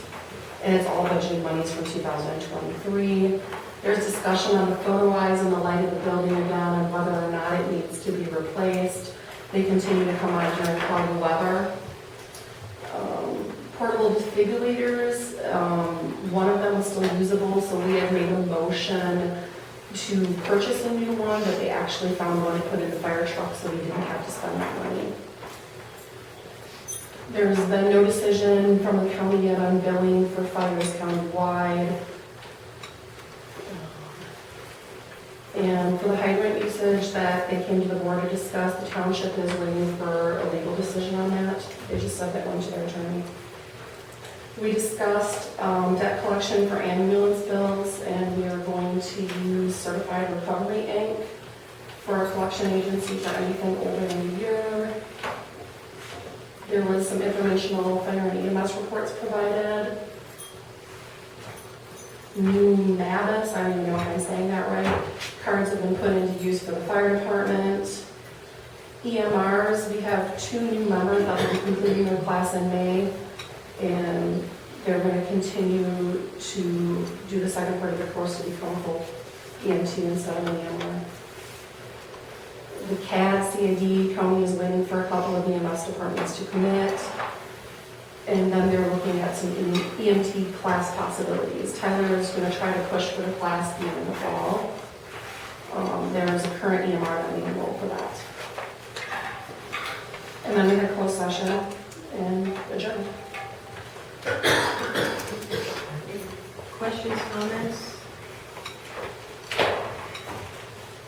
All right, so moving on, there was no personnel committee meeting. We did have a plan commission meeting, resolution to number 2024-03 approving the CSM to divide parcel into 2 lots for Melissa Plumley, parcel number 10197. And minutes have been provided. She owns property in the township and in the village. And she wanted basically 66 feet available so that she can get to her township property, otherwise it would have been landlocked. And Plan Commission members did approve the CSM, pending board approval, of course. And so that's pretty much it. Unless there's questions. I make a motion to approve resolution number 2024-03, approving the CSM to divide parcel into 2 lots for Melissa Plumley, parcel number 1010097. Do you have a second? The date on the bottom of it? What's that? The date on the bottom of that? It's dated wrong. Versus December. Sorry. I should have mentioned that before the motion was made.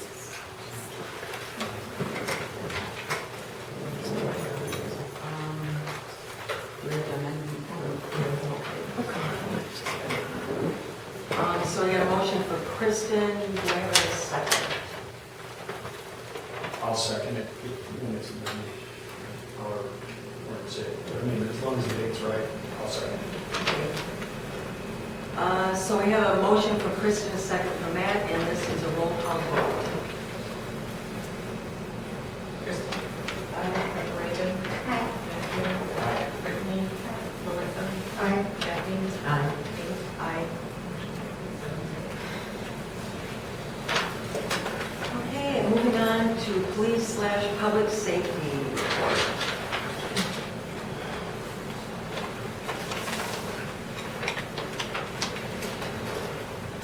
So the first item is to consider accepting the resignation of 1 or more village police officers. So I know there's going to be a lot of discussion regarding this item. I'm assuming anyway.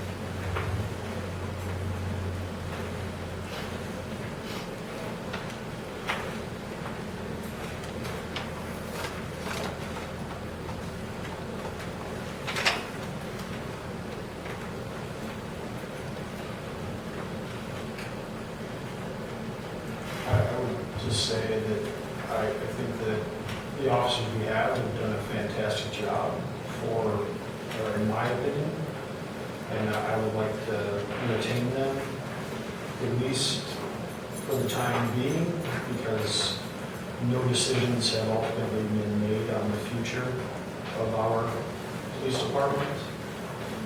I think that communication with them is going to be important to make sure that we have police coverage until any decision is ultimately made. Any other discussion? I agree with Matthew. I feel that we have some work, some community building to do with our police department. And otherwise, I feel that we're not learning anything, we're not establishing anything better. We're just eliminating something that was, a problem to some folks. And that's not how things get better. That's not how we have a stronger community. So I would like us very much to retain them, not accept their resignations, and make the commitment to communicate immediately. Any other discussion?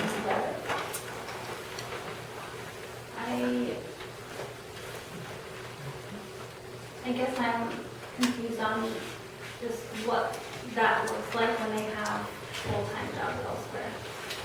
I don't know how we go backwards at this point. Looking at it from more of an HR stance, I can see how I'm not necessarily saying I'm for getting rid of the police officers or the police department, but where do we move forward from here is my question. They have full-time jobs. I doubt we can pay better than Iowa County. So I'm not sure what that looks like. And if we want police coverage, then we need to hire for police coverage. Can I share my thoughts? Yeah, absolutely. We wouldn't be going backwards because that we just could never go backwards. Right now, they are working part-time and covering our community. If you take a look at the survey that was sent out, there's the option of, and even in our board packet, there's the option of hiring 4 hours a week of the county. We have part-time police officers that are doing the job, know our community, and we can build back with them and create a much better structure and communication line and transparency to where, you know, who are we to say whether or not someone would accept an offer of employment? You know, we shouldn't speculate. We'll never take what we're offering if this is where they want to work. And we've created a package that is a livable wage, and we have laid out how we are cooperative and transparent community with our public safety. They might very well be interested in retaining their position here. It just doesn't make sense to me that we just go, yep, clear the slate, let's just figure something out. We I guess have much to learn. I'm kind of looking at it, if I have an employee that gives me their resignation and I got a full-time job elsewhere, I feel like, okay, I have a couple options. I can either try to beat out their new job in pay or benefits or whatever, or I have to also move on and figure out who to hire for that position now. But 4 hours is to cover ordinance. It's not, that's not the only police that we will have here. Iowa County will cover us completely. The 4 hours we contract just for the village ordinances. Maybe that's right. That's not what I read in the, I'm sorry. So, and I understand what you're saying, Brittany, but listening to the officers at the public safety meeting, it's not a matter of they're competing with Arena or Iowa County. I'll say, as someone who's put on a uniform, you don't do the job for money. You do it for other reasons. And if they're still willing to work part-time here and full-time somewhere else, great. Until the board figures out what our long-term plan is. It is what my original point was. Because the board hasn't made a decision on a long-term plan. If the time comes that the board makes a decision on a long-term plan, and one or all of those officers say, yeah, we'll come back to the village, great. If not, then I don't think we can compete financially, but they may still want to come back to the village because money isn't the only factor in serving a community, especially when you're in a uniform. I guess I'm not sure if we're getting the part-time quality that we want. We can't get any answers. So, I don't know how that works. And from what I hear from our residents, or, you know, they're a little split, but I've heard you want coverage, so it just seems hard to get anywhere. Any other discussion? I agree with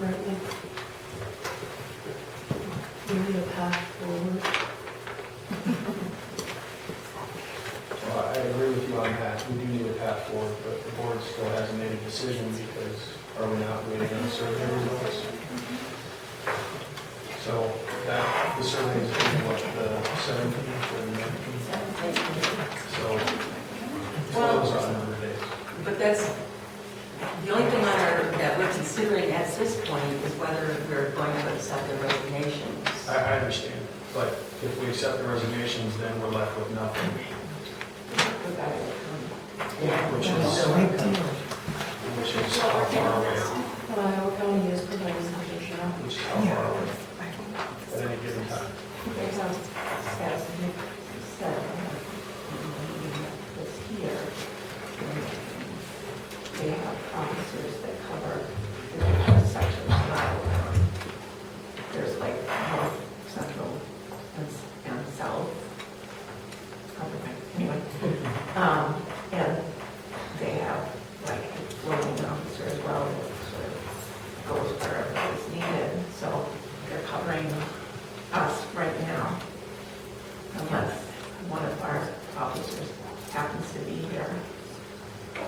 And if one of those deputies is doing a traffic stop in western Iowa County and has another deputy with them, and the only other deputy on is in southern Iowa County, are we gonna have to rely on Dane County to respond?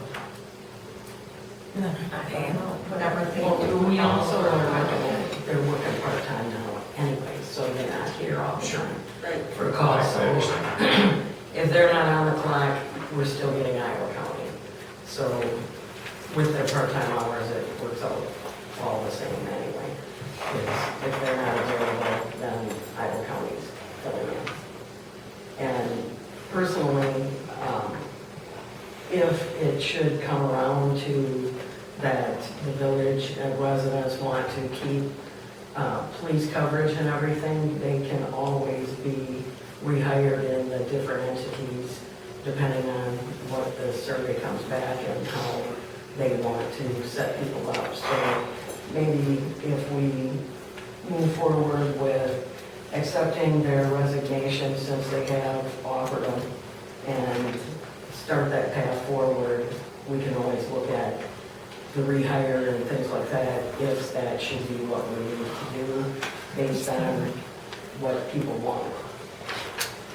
So I would make a motion to accept the resignations of the 3 police officers and to accept the adoption agreement for the Arena Police Department K-9 Cougar as put in by Wyatt Miller in order to move forward. Second. So I have a motion from Kathy, a second from Melissa, to accept the resignations of 3 village officers and also accept the adoption agreement for the Arena Police Department K-9 Cougar with Wyatt Miller adopting the dog. Should they not be separate motions? Well, they probably should be. I mean, they're 2 different items. So do you want to just redo your? Aye. Opposed? Motion carries. The next item is to consider entering into a temporary agreement with Iowa County Sheriff's Department to provide police protection services to the village. And this agreement goes to the end of the year, December 31st, 2024, for this temporary agreement.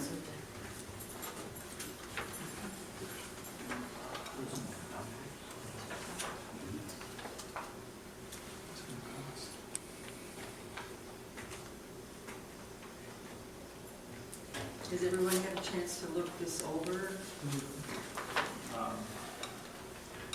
Is there any documentation on the cost of this?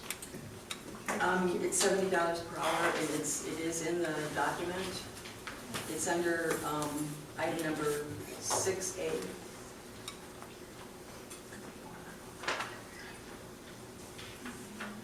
There's one change I'd like to see made to this. I would like the hours to coincide with our clerk if at all possible. I'd like the wording to be changed. Um, To state that. I did talk to Denise earlier today with regard to that concern. Denise's feeling is that she is able to communicate with her needs. Is that correct? Am I correct in that? My concern with this is we have certain ordinance stuff that needs to be done in the work. And so I think the hours should, if at all possible, coincide. And I know ordinance work isn't every week, but maybe then once a month. But we need the hours to coincide at a point in time for easier and better communication. Does it state in here what the hours are? It doesn't really state the hours now. So Melissa, can you just explain what your concern is? So Denise historically has helped with some ordinance paperwork. We also have license application and renewals where background checks are needed. And for ease of operation, for a big reason why we want this is to have the ability to communicate and work with Denise to get those things done. And so it's a lot easier to work with someone if you're working similar hours and you can have those face-to-face conversations. You keep talking about communication. Communication is best when it's face-to-face and it's not through a computer, it's not through a phone, you're looking at the same thing, and you're having a conversation. I'm not So sure. it makes sense to me to have these hours. And I'm not saying set hours, but to at least coincide with Denise during the week. I'm not challenging you, I just wasn't. No, I'm just positive trying to what you were- explain my thought what process. What was it that you needed them to be connecting about? I wasn't clear. So I would like to see the hours coincide. So that's the only change or addition that you would like to see on this? I would like to see that in there, that they will coincide. Okay. And then I just need clarification, because I see this as saying it's for 4 hours a week, but Kristen was saying, well, that's just the ordinance work. So are we paying them for calls, or are they just being Iowa County?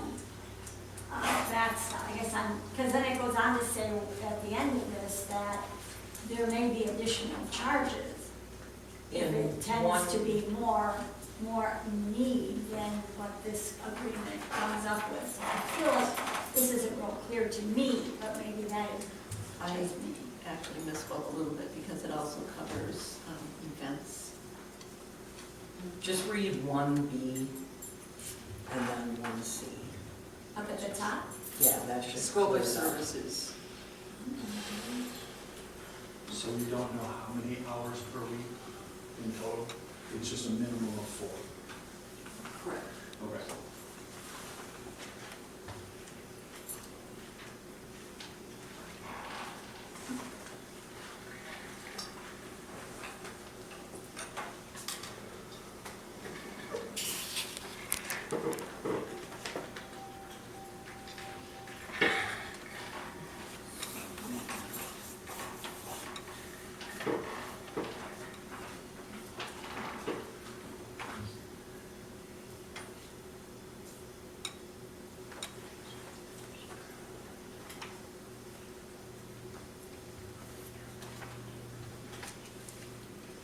So are we ready to accept this temporary agreement?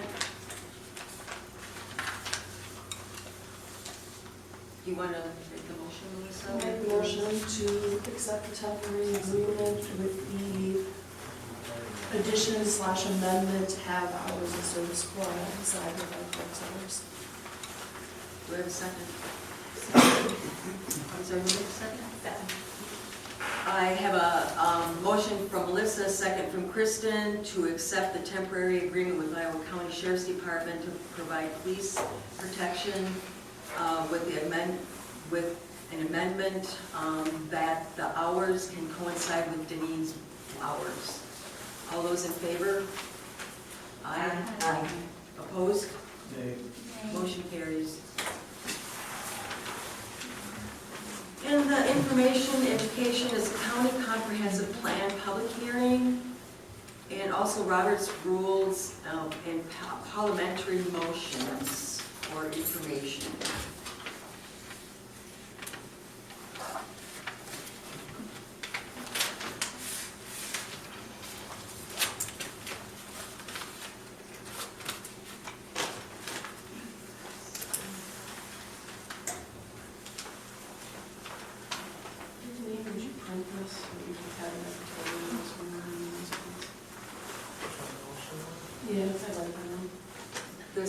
this one? This, yeah, that thing. I can give you this. I guess I'll just run a copy of the meeting. Yeah, that's one part. Thank you. Make a bunch of them. Yeah. Okay. Is there a municipality 101 meeting coming up in June? You do them all online now? So you don't have to have like a USB drive or anything like that? It's just online?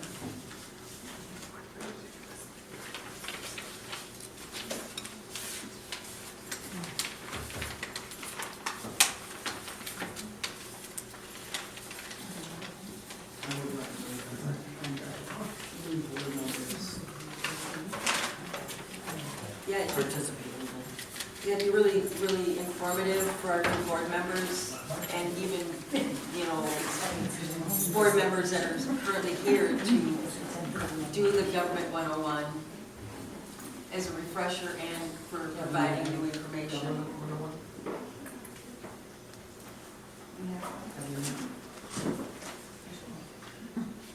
So there's at least 4 that have Wasn't it offered last year, I think? There was a couple I feel like that were, so, I can't remember what they were called. What's that?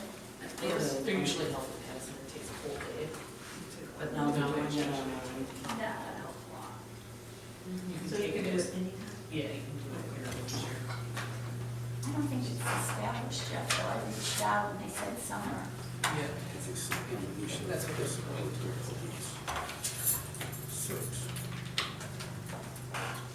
So, any questions on any of the informational items?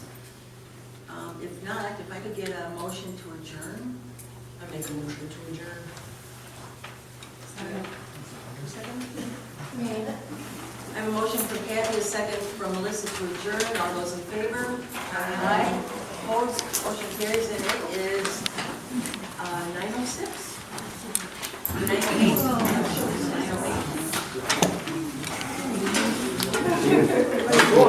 Good.